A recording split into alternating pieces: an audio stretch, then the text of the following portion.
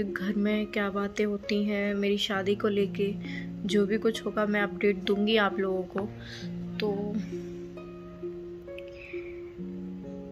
मैं बाहर इस घर को छोड़ के किसी और से शादी नहीं कर सकती बिल्कुल भी। और मेरी फैमिली ने पहले भी मुझसे बोला था जब सूरज जी ये सब कुछ हुआ था कि तुम इसी घर में रहोगी और इसी घर की बहू बन के रहोगी। और मोनू भैया ने भी मुझसे बोला था कि आरू का पापा मैं हूँ और मैं ही आपसे शादी करूँगा। फ्रेंड्स 1 साल हो गए पर लोगों का मुंह बंद होने का नाम ही नहीं ले रहा है। कभी कोई किस चीज़ को लेकर सपना को टॉर्चर किया जा रहा है तो कभी किसी चीज़ को लेकर टॉर्चर किया जा रहा है। यहाँ तक कि सपना ने अपने वीडियोस में 50 बार ये बात बोल दिया था कि तीसरी शादी को लेके जो सब भी आप बात करते हो, अगर मैं शादी कर भी लेती हूँ तो क्या एक माँ बाप को उनका बेटा मिल जाएगा, बच्चों को क्या उनका पिता मिल जाएगा? क्योंकि कोई भी अगर दूसरा इंसान आएगा तो वो किसी दूसरे की फैमिली को, दूसरे के बच्चों को एक्सेप्ट तो नहीं करेगा। राजवीर की बात अलग थी कि राजवीर के बड़े भाई की बेटी थी वो, इसलिए राजवीर का ही खून था इसलिए एक्सेप्ट कर लिया।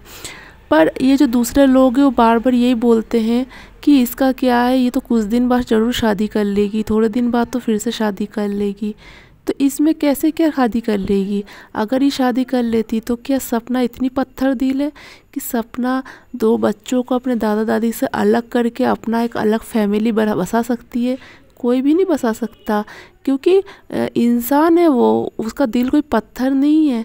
जिस इंसान ने अपने दोनों बेटों की शादी उनसे करवा दी थी, सपना इतनी एहसान फरामोश नहीं है कि आज अपने मतलब के लिए वो उन बुज़ुर्गों को छोड़ के अपनी अलग दुनिया बसा ले। क्योंकि सपना भी जानती है कि अगर वो शादी करती है तो राजवीर के पापा मम्मी को छोड़ना पड़ेगा, एक तो दोनों पोतियों को दादा दादी से अलग करना पड़ेगा हमेशा के लिए, और इतना बड़ा बोझ अपने दिल में लेके सपना अपनी नई ज़िंदगी की शुरुआत तो नहीं कर सकती।